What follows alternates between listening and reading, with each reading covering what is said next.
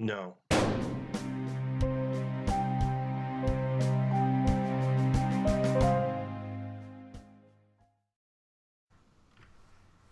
Hello, everybody. Zero was adamant that we do another one of these right now, so we did another one of these right now. He's so pleased with himself. Yeah. So, welcome to another episode of Zero Interest, where we're doing RWBY, Volume 2, Episode 2, which is called something that I didn't look at. Oops. It's called Welcome to Beacon. No, it's not. Yes, it is. Volume 2, Episode 2. Welcome to Beacon. Really? Yes. Sure. Yes. I'm looking at it right now. Wasn't that, like, the second episode of the first season as well? Maybe that's the point they're trying to make. It's not a good I point. think that You named it might be two on episodes the purpose. same name. That's not. It good. might be on purpose. Doesn't make it a good idea, if that's the case. It's like an eerie reflection of the first season. No. Anyways. Still not down. No. Yeah, I guess. I'm trying to make it make sense. Why am I defending this?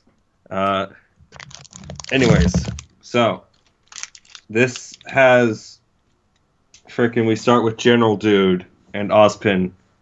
Well, the General is coming because soldiers are Ozpin is mobile. watching airships land. Well, running an academy and a military makes him a busy man. But yes, those are a bit of an eyesore. Airships, as in military-grade airships. Mm-hmm. It says they're an eyesore, which he's not wrong, but that's not really the purpose to look pretty. Yeah, and then the General shows up, and they're talking, oh boy, things might get bad. You shouldn't be mobilizing hundreds of soldiers halfway across the continent. But no, we gotta make sure the festival goes off without a hitch. And General's like, "Are your kids ready to fight?" And Austin's like, "I hope they never have to fight." And he drinks his. Zero. Yeah. Who is he? The General dude. His name's Ironwood. All right, he's the Tin Man. Good job. That's a good job, Zero. Proud of you. That one's easy. Ironwood, Tin Man. He's made out of steel and he chops wood with his axe. Yeah, But I could never tell whether that was a bandage or like a metal plate. But yeah, Tin Man. I wonder when we're gonna get Scarecrow. You mentioned Oh, really? Wow, multiple times actually. I must have missed that. I haven't seen him on screen then yet.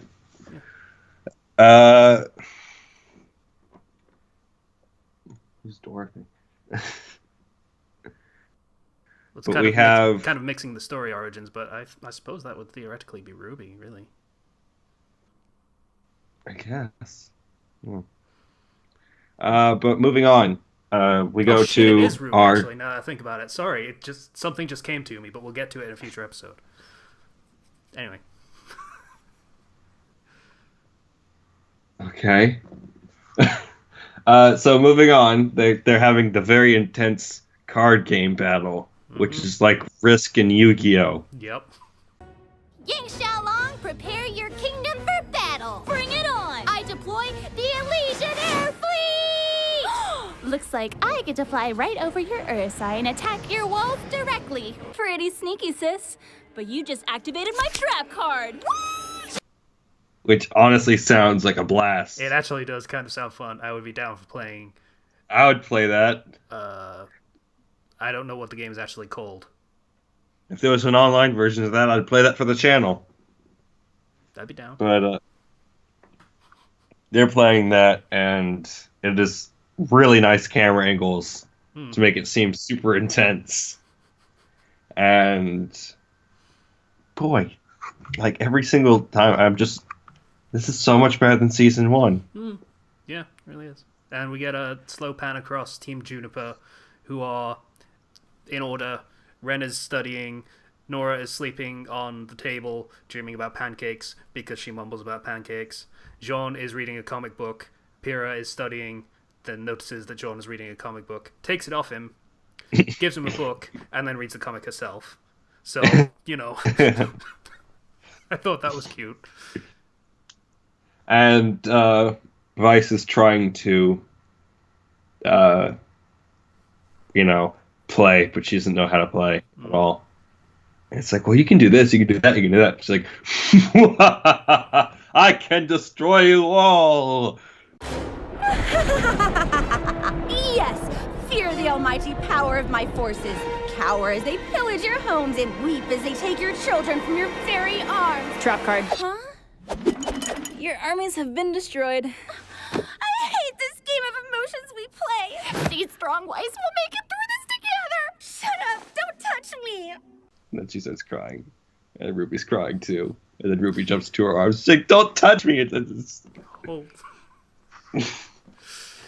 I love that Vice, remember when I said near the beginning that Blake was acting funny with Yang and whatnot, and it didn't make any sense for a character? Mm. This is more true to a character right now. This is it's true to her character in such a way that you can really see a character transformation through the episodes. If you compare episode 1 Vice to or episode 2 Vice rather, to the current Vice, you can see the phenomenal changes, leaps and bounds she's made as a character. And I really like that. The comedy comes from her personality being taken to the extreme and then getting and even when she's hugging Ruby and crying, she's like, don't touch me. Yeah, you can see that she's really loosened up, which is good development of her character because she did come from a very, very strict background where she was expected to be proper all of the time. And now she's kind of realized that she doesn't have to do that anymore and she can relax and be friendly to an extent. I mean, she's still kind of a bitch sometimes, but that's just kind of a personality at this point. Yeah. And Sean's like, hey, let me play. Everybody's calling her Ice Queen. She's like, why is everybody calling me Ice Queen? What's up with that? Yeah. Oh, yeah. And Sun and Neptune rock up, and Neptune starts flirting with her. I'm Neptune. So, Neptune, where are you from? Haven. And I don't believe I've caught your name, Snow Angel. I'm Weiss. Are you kidding me? Pleasure to meet you. It's like, hey, Snow Angel. So, and I'm like, yeah, and she's kind of into it, and John is butthurt because he called her that too, and she was like, fuck off. And then frickin' apparently Jean wins the game or something. It turns out. But let's see.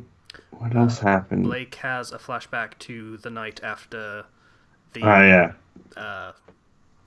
fight with the White Fang, and she has a conversation with Ozpin. Ozpin, Shannon McCormick is a really good voice actor.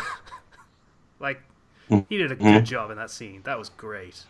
I admire your drive, and I am proud to run a school that accepts individuals from all walks of life. Rich, poor, human, faunus.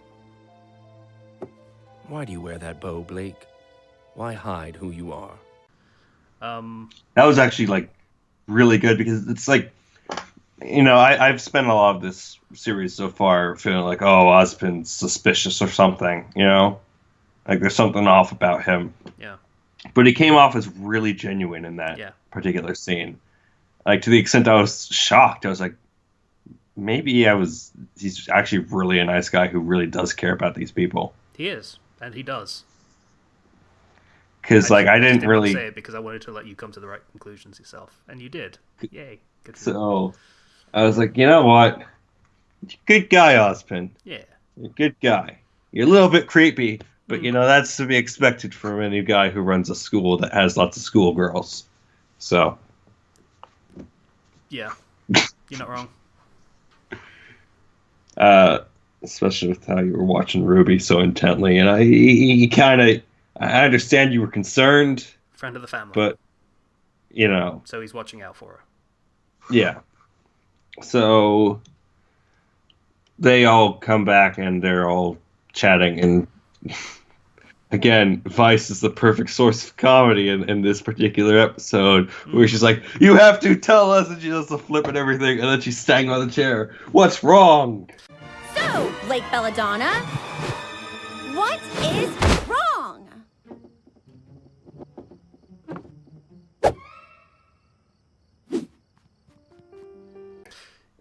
And then the chair rocks and she's kind of losing her balance, so she just quickly puts the chair back and just sort of sidles back up to where she was standing.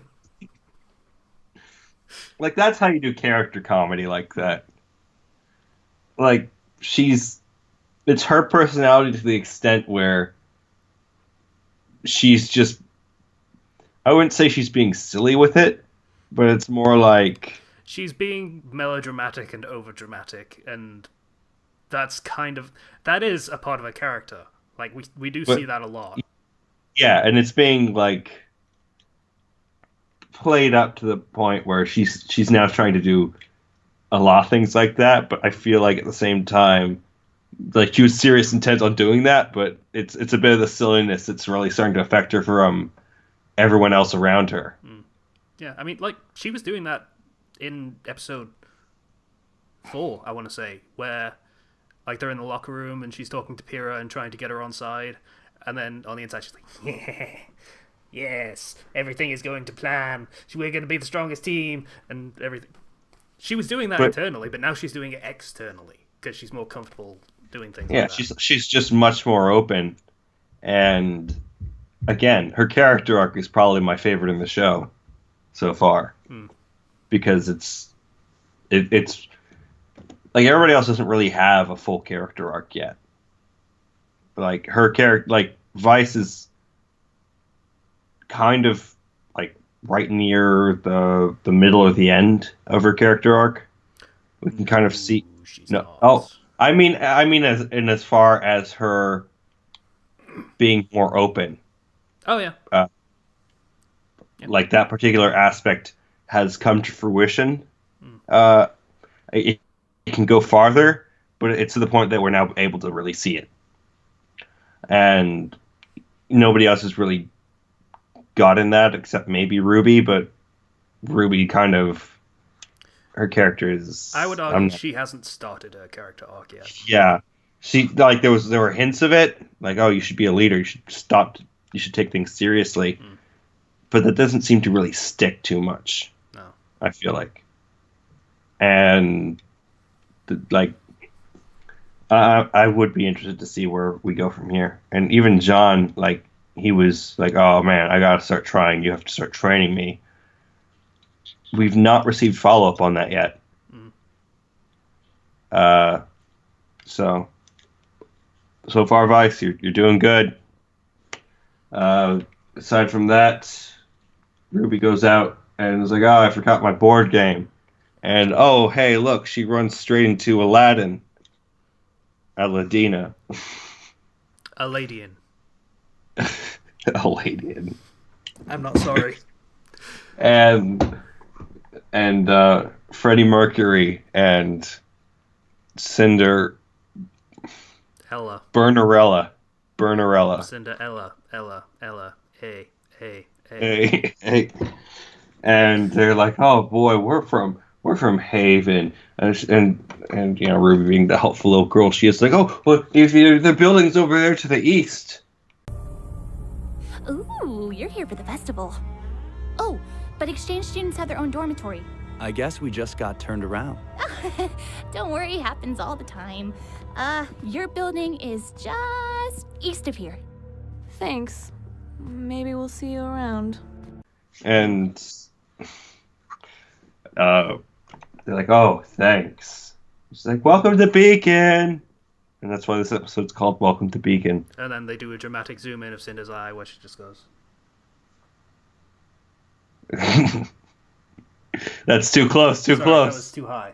It's hard to track where my... There it is. Yeah. But yeah. If I go fucking So- regions, are you kidding me? God damn it. Stop it. You're old. A little bit, yeah. 27. Not that old. So yeah, that basically concludes it. Still going strong, and I'm just waiting for that moment we get an episode that's focused around a character that's not Vice or RWBY or anything. Because I like those episodes, or an episode that just focuses on RWBY. I want more character episodes. Focusing on RWBY. You're gonna be waiting a while. Thanks. That, at least if I can get other characters in there, though, that should satisfy my need for character development and focus. She is very much a character used to accommodate other characters. Mm-hmm. So, yeah, she doesn't get that much for herself for a while. Quite a while. All right. That makes sense. It does get there, but not yet. Animation was good. I mean, Ozpin drank his tea and it didn't look like garbage, which is nice.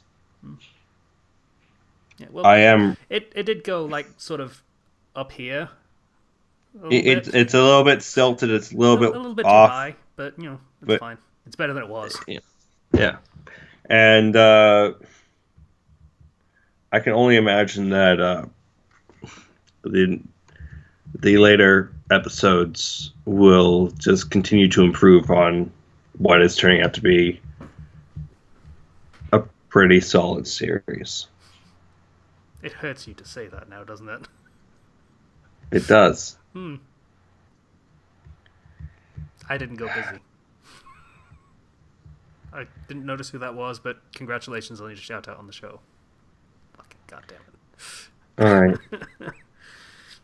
Yeah. So do you have anything else to add? I don't think so for the time being. We did the who's who for this one, didn't we?